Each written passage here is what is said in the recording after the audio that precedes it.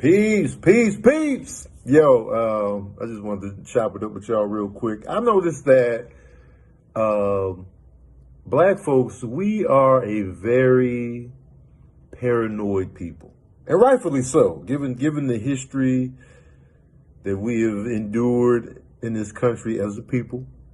I can see why we are a paranoid people, a very squinty-eyed, mistrustful batch of people. Like, we always shook, we always paranoid, we don't trust nothing, and with good reason, but a lot of times it's just, all right, relax, y'all, chill. Like, you know, anytime you out in nature somewhere, ooh, you better be careful. You outside. You gonna get lost, or you gonna freeze to death. Hypothermia, you gonna get lost in the woods for 3 weeks. You gonna have to eat your own arm to survive. You gonna have to pee in cups and drink that. Ooh, you gonna get hypothermia in the woods in July. Like, I want to read something to you from this magazine. It's Discover. This is a magazine that have 12 subscriptions a year, and it gives you the latest updates regarding regular science and medical science. Now, it says the first 7 years are critical to create or prevent cancer, and we are talking about the most common cancers that generally occur after one is 50 or 60 years old. The first 7 years, and to that I'll add even while the child is inside of the mother. Critical. And now this child can potentially create cancer within the first 7 years, regardless of whether the parents have it, the grandparents have it. This is a field called epigenetics, where your environment and your nutrition, your diet is what's potentially going to affect any type of disease that you'll get in the future. It has nothing to do with grandmama had it, granddad have it, nothing to do with that. The first 7 years. We gotta live our lives out here, you know what I'm saying? We just shook all the time, 24/7, shook. We always shook, we paranoid, we cautious, we very cautious. We like deer as a people. We just like, ooh, all right. But, and this is where I'm gonna lose a lot of y'all, because, you know, you don't want to hear it, but you're gonna hear it anyway. Childhood diets with a lot of milk, cheese, and meats, as well as bread, oil, sweeteners, may be effective in producing big adults, but they are extremely effective in producing sick adults who are prone to cancer. That's essentially about being overweight. If you see a child that's fairly overweight, chances are they're going to be an overweight adult. This one is very interesting. It's about puberty, which a lot of people don't really look into too often. In the 19th century, the average age of puberty as marked by the onset of menstruation was 17 years old, whereas in the past 50 years, the average age of puberty is 12 years. Earlier age of puberty is considered a risk factor for developing breast cancer. Estrogen unquestionably stimulates the development and growth of breast cancer cells. However, it is the timing of this exposure that is most crucial and highly complicated. But one thing we know for sure is that girls who experience puberty earlier have a much higher estrogen level and maintain that significantly higher level for many years. So if you have daughters, and this goes for men too, because there's a section in this book that has to do with prostate issues as well. If you give them too much dairy, too much cheese, and all these things, they're young, but it doesn't mean that they can escape what's going to potentially happen in the future. Ages 1 to 7. And this is based off of studies that they've done following kids into adulthood well into their 20s and 30s. We'll do another one.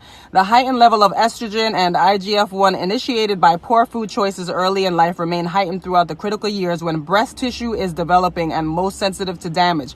Most dangerous is the diet pattern that combines sweets and meats.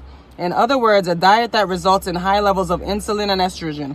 These levels of these hormones, which are affected by diet and body fat, correlate with the geographic distribution of breast cancer worldwide. The food has hormones. And a quick tip, one of the best things that you can do for excess estrogen is flax seeds. Originally, when I studied flax seeds, I thought flax seeds were a problem because they have estrogen, but it's phytoestrogen. And phytoestrogens are good because they have something called an aromatase inhibitor. Aromatase is an enzyme that turns any hormones that come into your body into estrogen. phytoestrogen, flax seeds inhibit the aromatase enzyme. So that's one thing that you can have for yourself. If you're a woman, even men it's good for.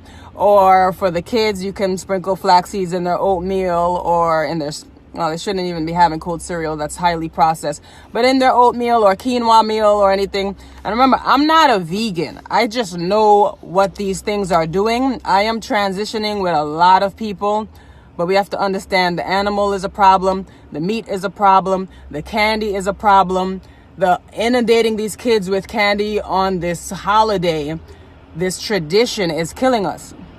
Tradition kills. Period. If you are still eating a certain way because your grandmother ate this way, things are not the same from the 50s and 60s and 70s as in 2019. It is not even close. Milk and chicken and fish from the 50s is not the same thing that we're having now. Tradition is killing us. From October, we have Halloween. We load up on the candy. We load up on all these high glycemic index food that spike our blood sugar levels so crazy that it makes our brain function or not even function, as a matter of fact. And then we go into November. Thanksgiving. Thanksgiving has to be one of the worst holidays ever, aside from the historical factor, which I won't get into. But we sit there and we eat pounds and pounds and pounds of food. And it's funny to us. And it's not a judgment because I do it too. But we sit there like, yo, that food was crazy. And we pass out for about 10 hours straight sometimes. It's literally like somebody knocked us out. And then we go into Christmas and we repeat the same thing that we do for Thanksgiving. So you got October, November, December, and then New Year's comes. And that's when we start getting wasted. You can literally create a disease between October and January. If you don't taper off by February and start changing your diet dramatically after those couple months, you will face some type of dis-ease. There's no doubt about it. Halloween, Thanksgiving, Christmas, New Year's. And then here comes Valentine's Day where you buy your girlfriend a bunch of chocolate to make her fat. We have to stop doing this. Tradition is killing us. Holidays are killing us. All of these things are no good. But we're not paranoid when it comes to the food we put in our bodies. We're not paranoid about the heart disease, the high cholesterol, the hypertension, the diabetes, the sugar, the added sugar, the artificial sugars we pumping into ourselves day after day. While you like, ooh, you better not go out there. While you drinking a Red Bull and washing that down with a fried chicken sandwich. We're not scared and paranoid on that. But everything else though, we should. Let me tell you something, man. Let's do the death comparison. How many black folks have died by a mountain lion attack versus how many of us have been killed by heart disease, stroke, high blood pressure, diabetes? Let's do the numbers. How many of us have really gotten lost in the woods as a people, as opposed to us dying by these diseases, cancers, all of this bullshit because of the diet that we consistently have day after day? And I ain't talking, this ain't no vegetarian stuff. This is just, because you can still be healthy and eat lean meats. I ain't even tripping on that. You know what I mean? Like, I'm just talking about the processed foods, the fast foods, just loaded down with extra fats, chemicals, sugars, and grease, stuff that we don't need. But it's just there. But we're not paranoid about that, though.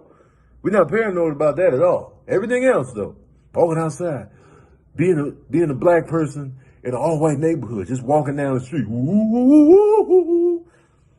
It could be dangerous, but come on. Like, you know what I'm saying? Like, you'll be all right. Meanwhile, sugary drinks all the time, soda, fried, dip that, fry those Oreos, boom, pow, all day, no paranoia. We gotta switch the energy, y'all. Switch the energy. One thing about me, I've been in situations where I've been the token black. I've been the token black in New Mexico. I moved from Chicago to New Mexico, so I was put smack dab into classes where it'd be predominantly white and Hispanic, and I'd just be chilling. I'd be like, boom, pow, this is me. And like, I'm comfortable in that element. I'm just like, yeah, you see what it is. I'm definitely comfortable around black folks. I'm super comfortable. But when I'm out of that element, I'm fine too. You know what I mean? In Chicago, the area I grew up in, all black. 98% black, and then, you know, go to New Mexico, complete shift. I'm comfortable anywhere. One thing that really does hurt is to see someone that you care about continue to suffer needlessly. And when I say suffer needlessly, I mean someone who goes through issues that can be resolved just with a different approach. But I'm sure as you've experienced, there are many people in our lives, especially family members, who are going through certain struggles, and to you the answer is simple, but to them it's this huge deal that they will not solve. So you may have heard me talk in the past about zombies, right? And I'm not talking about people that walk around here that are dead, eating flesh. That's the media version of it. But as everything that's on the big screen, it's a metaphor for what's actually going on in the real world. And what you notice is in these zombie movies, there's always like one person or a small group of people who are desperately trying to survive amongst a mass of people who are pretty much just animals, savages, right? And they're seeking to eat and tear apart those few living people. That's a metaphor for those who are awakened, for those who are seeking enlightenment, for those who are going in a different direction. In contrast to the people who are living solely off of their animal instincts, who are just trying to survive and trying to eat and, you know, ravage and destroy.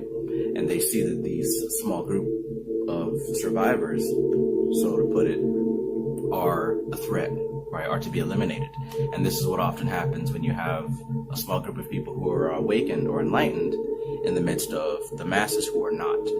They're usually ostracized, villainized, and many attempts have been made to kill these people, right? You've got plenty of examples in most religions. This right here is a vegan BLT, vegan bacon with some marinated tomatoes. Look. Baked microgreens, some fresh vegan mayo, gluten-free bun. There's some special out here. Go up, eat your food, man. I know about doing.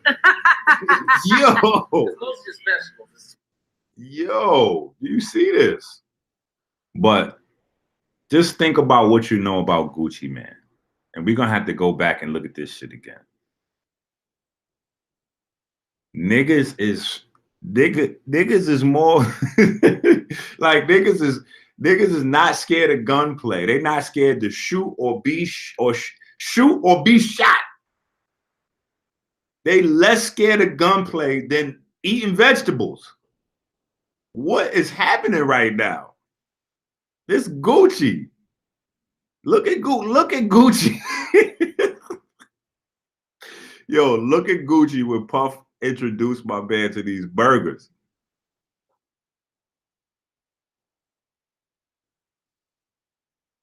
Do you see this? Stop being so scary, y'all. Come on, man. Stop being so scary. Be scared of the right shit. Like the poisons we put in our body day after day. Be paranoid on that. Be like, ooh, that 99-cent sandwich you eating, ooh, you better look at the nutrition facts. Stop whining about that, y'all. You know this shit is bad for you. You know it is scientifically proven. It's on everything.